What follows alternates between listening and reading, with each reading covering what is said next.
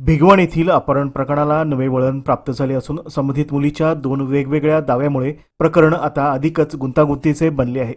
संबंधित मुलीने आज नोटरीद्वारे आपण गेल्या एका वर्षापासून संबंधित मुलासोबत प्रेमसंबंध असल्याचे नमूद केले आहे। मात्र 2 दिवसापूर्वी तिनेच पोलीस अधिकाऱ्यांना पाठवलेल्या व्हिडिओमध्ये हे संबंध तब्बल 9 वर्षापासून असल्याचा दावा केला होता।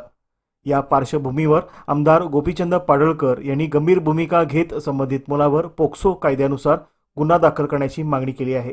9 वर्षापूर्वी मुलगी 12 ते 13 वर्षाची अल्पवयीन होती, त्यामुळे त्या काळापासून तिच्यावर अत्याचार झाला असल्याची शक्यता लक्षात घेऊन पोलिसांनी संबंधित मुलगा तसेच त्याला मदत करणाऱ्यावर कठोर कारवाई करावी असे त्यांनी म्हटले आहे। तसेच संबंधित मुलीला पुन्हा तिच्या आई व भावाच्या ताब्यात देण्यात यावे अशीही मागणी त्यांनी केली। काही मंडळी अल्पवयीन व इस्टेटधारक महिलांना लक्ष्य करून त्यांचे व्हिडिओ तयार करून ब्लॅकमेल करत असल्याचा आरोपही त्यांनी यावेळी केला। दरम्यान या प्रकरणी पोलिसांकडून पुढील तपास सुरू आहे। पीडित मुलीनं आज पोलीस स्टेशन समोर जाऊन हजर झालेली आहे, प्रतिज्ञापत्र त्यांनी दिलेलं आहे आणि तुमच्यावर तुम्ही आणि जगताप साहेबांनी चुकीचा आरोप केला असं त्याचं म्हणणं आहे। माझं 1 वर्षापासून प्रेम होतं असं म्हणणं आहे। तुम्ही दोघंही राजकारण करताय। महाराष्ट्रामध्ये लव्ह जिहादच्या अनेक घटना घडत आहेत आणि या घटना सातत्यानं घडत आहेत। ठरवून हिंदू मुलींना टार्गेट करणं आणि विशेषतः ज्या मुलींना वडील नाहीत आणि ज्या मुलींच्या नावावरती प्रॉपर्टी आहे अशा मुलींना जास्त टार्गेट केलं जातं आहे आणि त्यातलाच हा प्रकार आहे। भिगवणमधली ही जी घटना घडलेली आहे ही अत्यंत नियोजनबद्ध घडलेली आहे। अझर शेख नावाचा जो हरामी वृत्तीचा माणूस आहे की ज्याच्यावरती 14-15 वेगवेगळ्या केसेस आहेत, लव्ह जिहादची पण एक केस त्याच्यावरती आहे, तलाठी भाऊसाहेबांना मारहाणीची केस त्याच्यावरती आहे, ॲट्रॉसिटीच्या अनेक केसेस आहेत।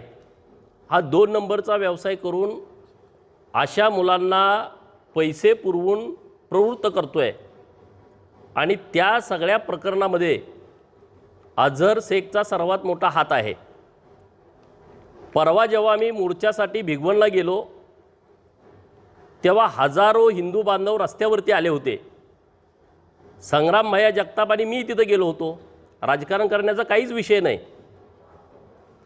या मुलींना एकदा जाळ्यात फसवायचं आणि परत वर्षभर गेला का त्यांची हॅरेसमेंट करायची, त्यांच्यावरती वेगवेगळ्या पद्धतीनं अत्याचार करायचे, त्यांना जमिनी द्या, त्यांचे व्हिडिओ तयार करायचे, धमक्या द्यायच्या, असे प्रकार सुरू होत आहेत। आता जो विषय समोर आला आहे त्यामध्ये मुलीचं स्टेटमेंट असं आहे की बाबांनो, गोपीचंद पडळकर आणि जगताप हे जे बोलत आहेत ते खोटं आहे। पोलिसांचं म्हणणं असं आहे की मुलगी सज्ञान आहे, तिचं वय 21 पूर्ण आहे आणि मुलगी सज्ञान असल्यामुळं ती जो जबाब देईल त्या जबाबाप्रमाणे कायद्याप्रमाणे आम्ही कारवाई करणार। आता माझं या सगळ्या विषयावरती म्हणणं एकच आहे, कायदा काय म्हणतोय की 21 वर्ष मुलीची पूर्ण असल्यामुळं 18 वयापेक्षा जास्त तिचं वय आहे, त्यामुळं ती जे म्हणल ती सज्ञान असल्यामुळं तिला स्वातंत्र्य आहे। परवाच्या दिवशी जो व्हिडिओ याच मुलीनं पोलीस प्रशासनाला पाठवला, पोलीस अधिकाऱ्यांच्या व्हॉट्सअपला पाठवला, त्यांच्या वेगवेगळ्या पत्रकारांना त्यांनी पाठवला, मुलीच्या आईला पाठवला, मुलीच्या मामाला पाठवला। तो व्हिडिओ काय आहे मी तुम्हाला ऐकवतो।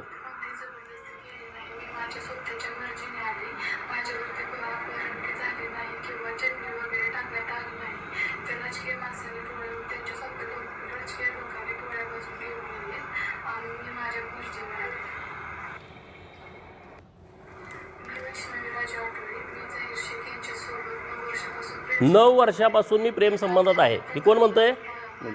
मुलीनं हा व्हिडिओ काय आम्ही तयार केला का? नाही। ह्या मुलीनं परवाच्या दिवशी व्हिडिओ तयार केला आणि सर्व पोलीस अधिकाऱ्यांना पाठवला। आता माझं म्हणणं काय आहे, आम्ही हेच म्हणतोय ना, महाराष्ट्रात ओरडून सांगतोय की लव्ह जिहाद काय प्रकार आहे, तर हाच लव्ह जिहाद प्रकार आहे ना। आज ही मुलगी 21 वर्षाची आहे, म्हणजे आता तिचं आधार कार्ड माझ्याकडे आहे। आधार कार्डावरती जन्मतारीख किती आहे बघा, 16/3/2005, 16/3/2005, म्हणजे अजून 21 वर्ष तिला पूर्ण व्हायचे आहेत। आता मी तुमच्याशी बोलतोय, फेब्रुवारीत महिना आहे, अजून पुढच्या महिन्यामध्ये तिला 21 वर्ष पूर्ण होत आहेत. ती काय म्हणते, 9 वर्षापासून माझे आणि याचे संबंध आहेत. 9 वर्ष म्हणजे ती मुलगी 12 वर्षाची होती. म्हणजे या लोकांनी 12 वर्षाची मुलगी म्हणजे 5वी-6वीला ही मुलगी आहे, तेव्हा या मुलीला टार्गेट केलं आहे, तेव्हा ही बळी मुलगी पडलेली आहे आणि तेव्हापासून या मुलीवरती अत्याचार सुरू आहे. आत्ता माझं पोलिसांना म्हणणं असं आहे, तुम्ही मुलगी संज्ञान आहे, मुलगी जसं म्हणेल तसं करतो असं तुमचं म्हणणं आहे. आता हे मुलीनंच तुम्हाला व्हिडिओ पाठवून दिला आहे.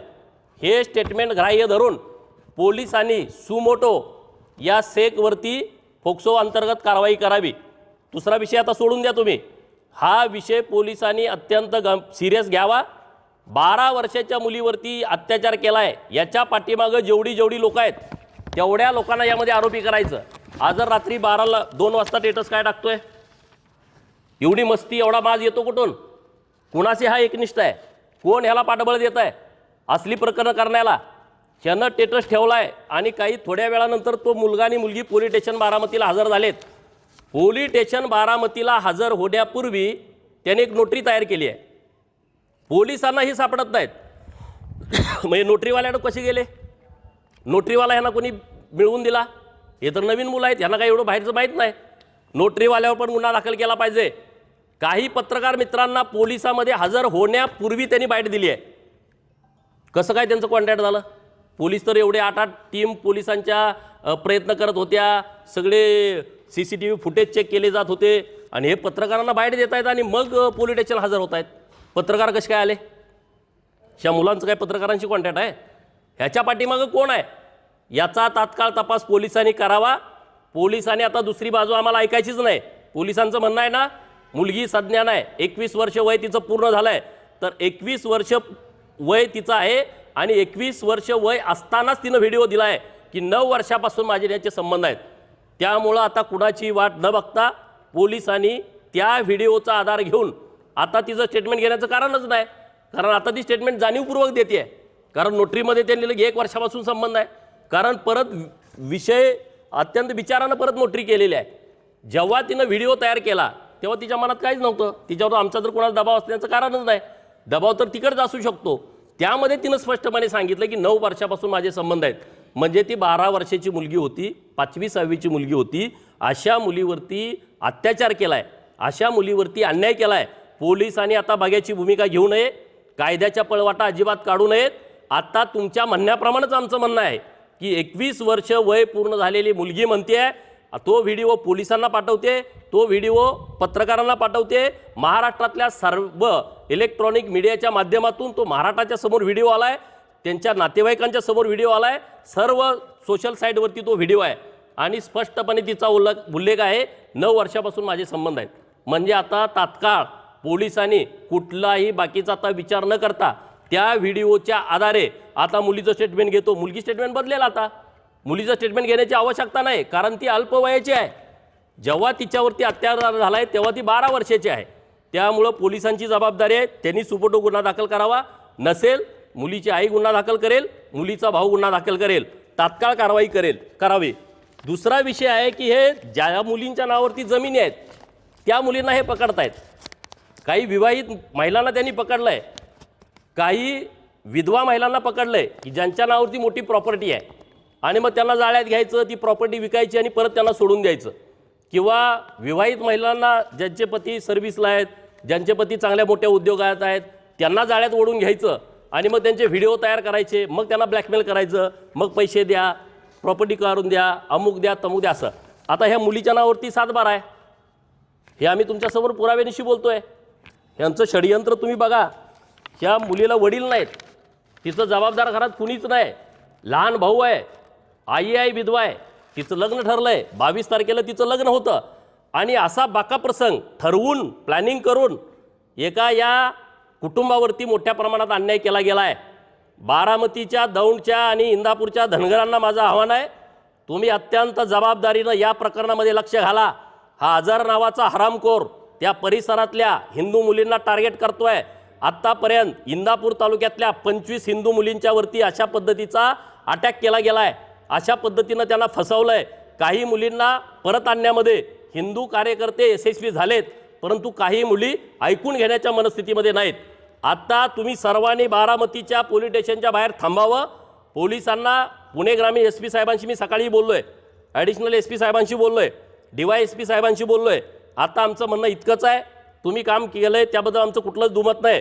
DG ऑफिसला पण माझी विनंती आहे की त्या मुलीचा जो व्हिडिओ परवाच्या दिवशी आला आहे त्या व्हिडिओमध्ये ती मुलगी स्वतः कबूल करते आहे की 9 वर्षापासून माझ्या संबंध सुरू आहेत, तर त्याबाबत सुमोटो गुन्हा दाखल करावा, अन्यथा आम्हाला परत रस्त्यावरती उतरवायची वेळ येऊ देऊ नये.